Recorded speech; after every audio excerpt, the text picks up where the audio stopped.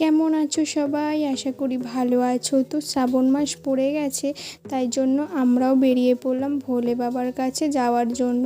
তো বেসিক্যালি যাওয়ার কারণটা হচ্ছে গপুর মানসিক ছিল, মামি মানসিক করেছিল যে গপুকে কোলে করে 108 মন্দির নিয়ে যাবে, তাই জন্য সেই কারণেই আমরাও বেরিয়ে পড়লাম 108 মন্দির যাওয়ার জন্য। তো দেখো গপু এখন হাঁটছে ঠিকই, কিন্তু ওকে কোলে নেওয়া হবে। তো দেখো অনেকটা চলে এসেছি আমরা, এই যে আমাদের স্কুলের কাছে প্রায় চলে এসেছি। আমার এই সাদা বিল্ডিংটা দেখতে পাচ্ছ, ওটা হচ্ছে আমাদের স্কুল।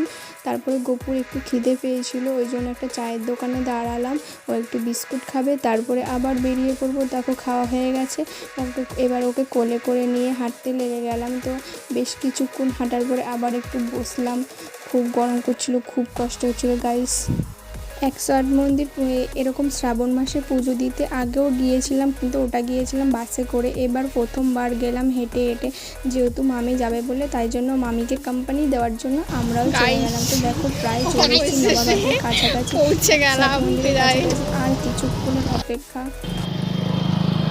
ফাইনালি পৌঁছে গেলাম। 108 মন্দির হেঁটে হেঁটে আসিনি আমি, কিন্তু একবার তারকেশ্বরেও গেছিলাম হেঁটে হেঁটে। পৌঁছ গয়ে আরো আমি যাওয়ার সময় ভেবেছিলাম যে হয়তো ভিড় থাকবে, কিন্তু না, ভিড় ছিল না।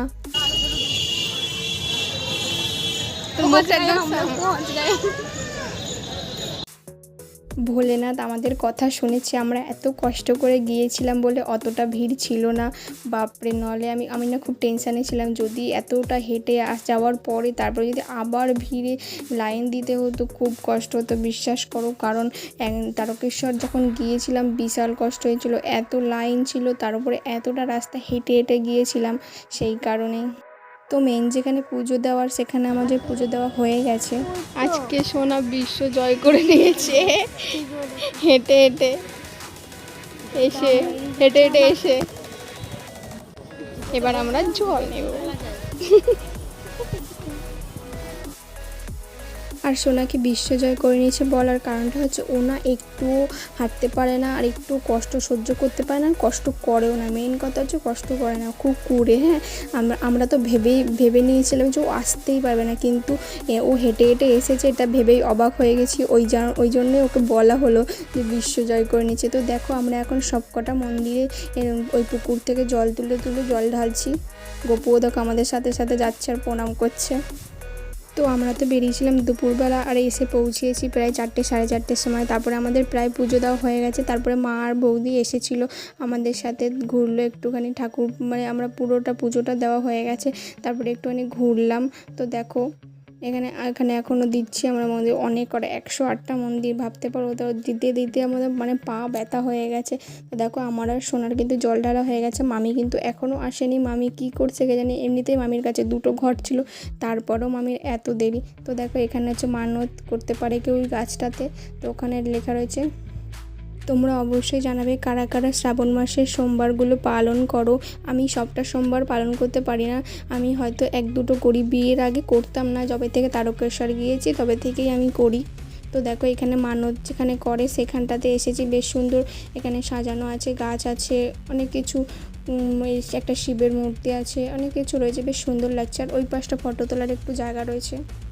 আর দেখো সোনা কেমন ঢং করছে, ও ক্যামেরা অন করলেই ও এরকম ঢং করে। আর ওই যে গাছটা দেখতে পাচ্ছ, ওখানে কিন্তু সুতো বেঁধে কেউ মানত করে।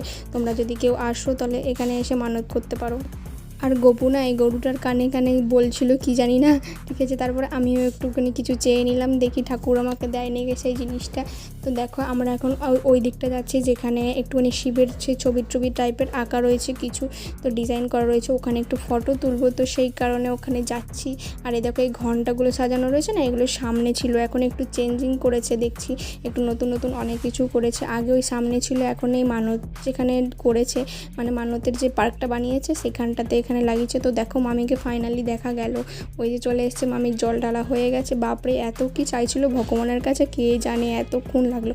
তারপর আমরা একটু ঘুরে টুরে নিলাম, এবার আমরা বেরিয়ে যাচ্ছি বাড়ি যাবার জন্য। তারপরে বেরিয়ে বাইরেই যে শিব মন্দির, শিব আর পার্বতীর যে মূর্তিটা রয়েছে সেখানে ফটো তুলতে লাগলো। তো লাগলোই মামি আর সোনা অনেকক্ষণ ফটো তুললো। তারপরে ফটো তুলে দিলাম। তুলে দেওয়ার পরে এবার যাচ্ছি বাস স্ট্যান্ডের ওখানে, বাসে করে যাব। তো দেখো বাস স্ট্যান্ডের এখানে একটা মিষ্টির দোকান রয়েছে। তো প্রথমে ভাবলাম যে ওখানে সিঙ্গারা খাবো, কিন্তু ওখানে সিঙ্গারা পছন্দ হলো না, তাই জন্য বাসে আমরা চেপে পড়লাম। আর মামির দাদা গিয়েছিলো, তো মামির দাদা তাই জন্য আমাদেরকে চপ এনে দিল। আমরা বাসে বসে বসে চপ খেতে খেতে চলে গেলাম বাড়িতে। দেখো আমাদের প্রায় স্টেশনের কাছে চলে এসেছি। আমরা বাস থেকে এখন নেমেও পড়েছি, এবার বাড়ি যাচ্ছি। তো ভিডিওটি ভালো লেগে থাকলে লাইক, কমেন্ট, সাবস্ক্রাইব করে দেবে। আজকের মতো টাটা, দেখা হচ্ছে নেক্সট ভিডিওতে।